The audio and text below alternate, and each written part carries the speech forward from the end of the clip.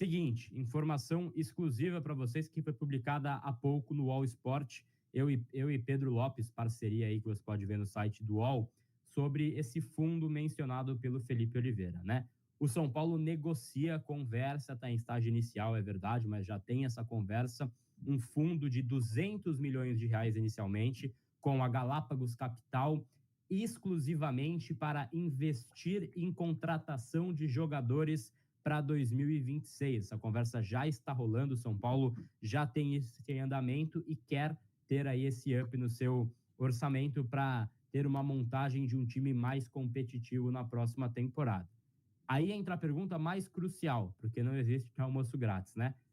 Qual que é a contrapartida para Galápagos? Participação na venda dos jogadores do São Paulo para a próxima temporada. Isso quer dizer, caso eles definam que vai ser 200 milhões mesmo e que a Galápagos vai ter acesso a 45% do valor de venda do São Paulo.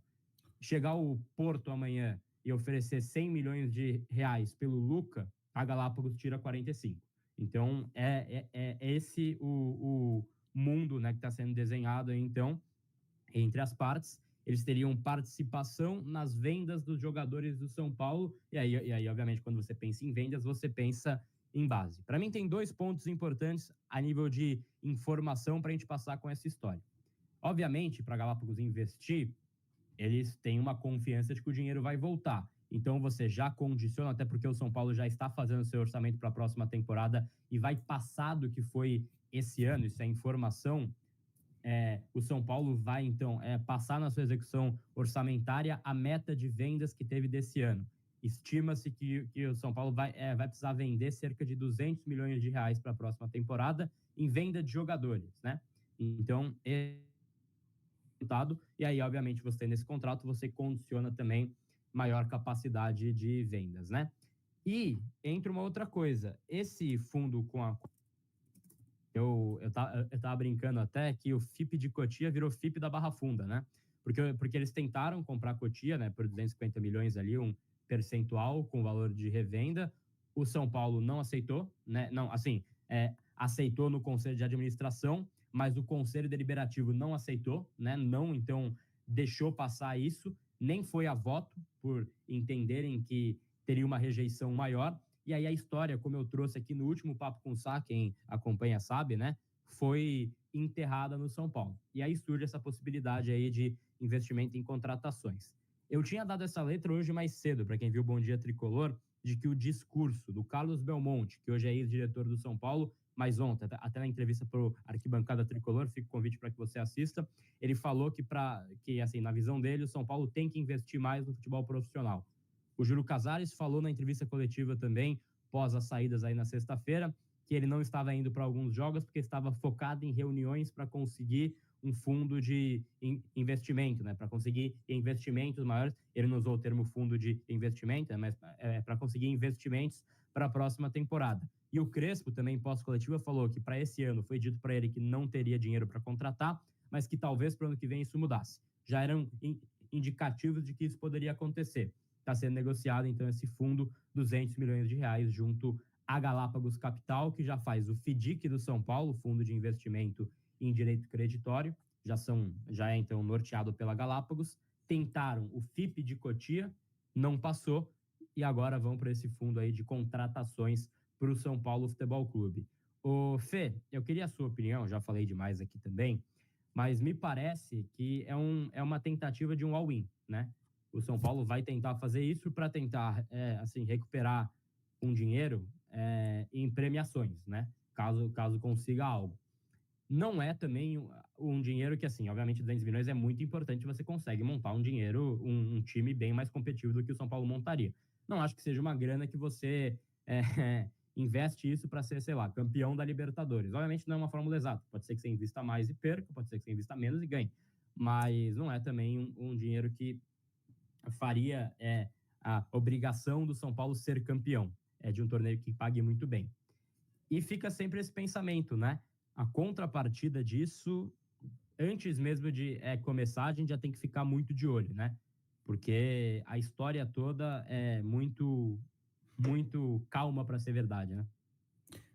Gabi, tenho muito medo dessa história. Eu acho que ela tem três lados. Vamos começar pelo valor. É o que você falou. É um montante legal para a situação do São Paulo? Claro que é. 200 milhões para um clube que talvez não teria nada para gastar, talvez iria de novo em jogadores livres no mercado, em buscar empréstimos com opção de compra. Talvez. É um valor legal. Só que para os moldes atuais, Gabi, não é nada. Fazendo uma conta rápida, eu pesquisei aqui, quanto está o euro? R$ 6,19. 200 milhões de reais dá 32 milhões de euros. Quase 32,5. Isso não é nada. Isso é dois, três jogadores médios.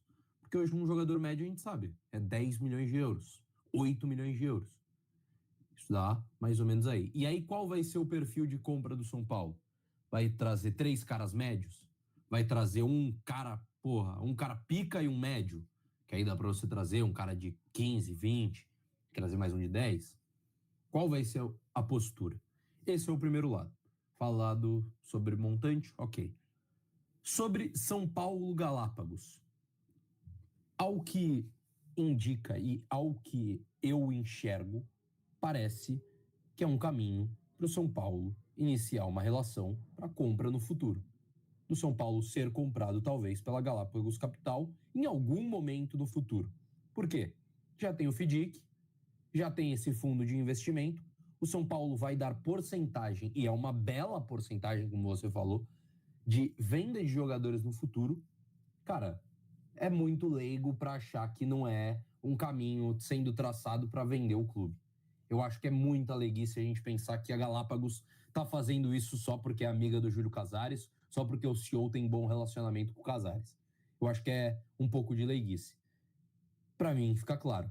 São Paulo está caminhando, talvez, para o futuro. Não sei se próximo, não sei se distante, mas que está no caminho para ser vendido para a Galápagos, para mim é um fato.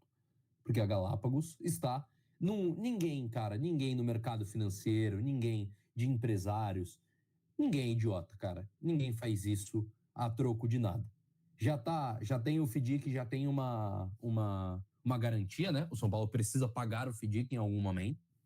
Agora, com esse fundo de investimento, já tem outra garantia, que é a porcentagem dos jogadores em uma venda futura.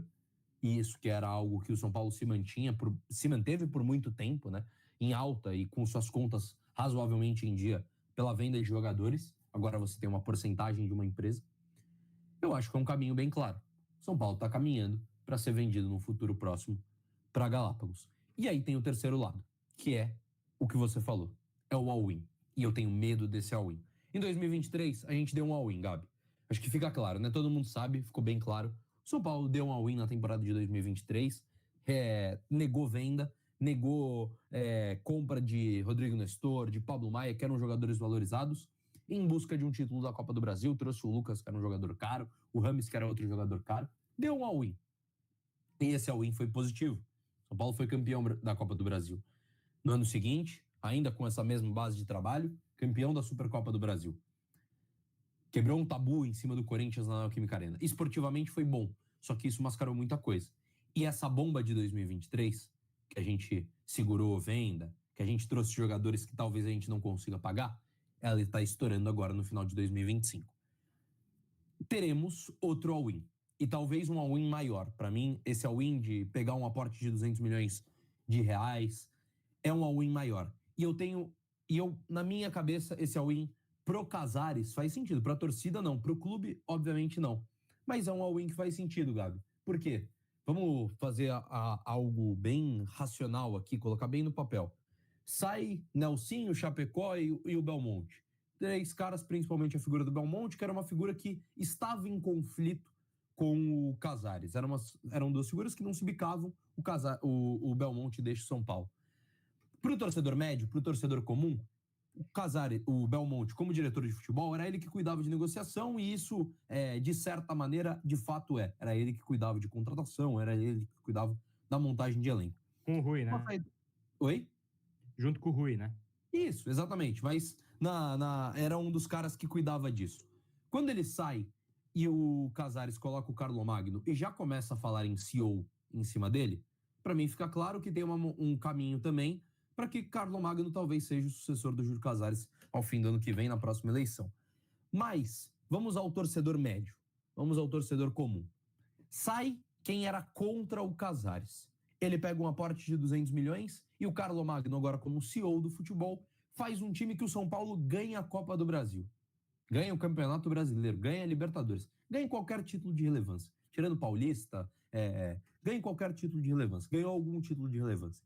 Ao final do mandato, o Casares, que no final de 2025 tá para o torcedor médio como o culpado, ele deixa o São Paulo sendo o cara do momento de novo, como ele foi em 2023.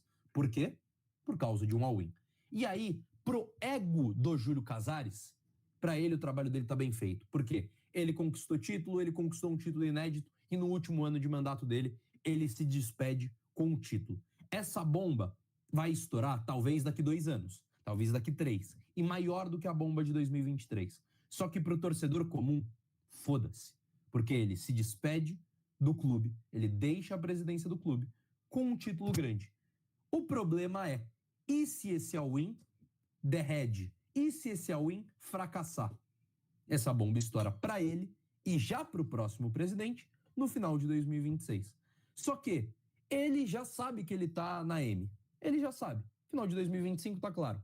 Ele dá um all-in. Por quê? Se ele sai com um título grande no final de 2026, ele consegue voltar para o torcedor comum como um salvador da pátria. Que é o que ele quer. Ele quer em 2030, ele quer ser a figura do São Paulo no ano do centenário. E ele deixando o clube como o cara que trouxe mais uma Copa do Brasil, o cara que montou um super time, um cara que trouxe, sei lá, 2, 3 reforços e ganhou o Brasileiro, ganhou a Libertadores, ele sai do São Paulo por cima. E é isso que ele quer. Ele não tá pensando no clube. Acho que isso é claro, gente. Vamos ser bem sinceros. Acho que ele não está pensando no clube. Ele está pensando no dele.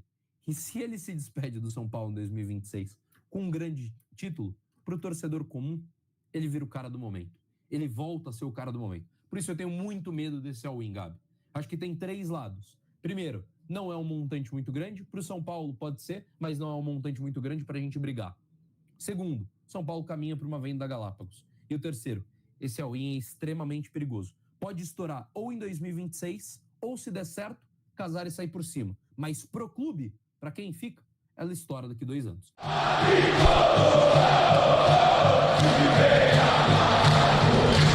A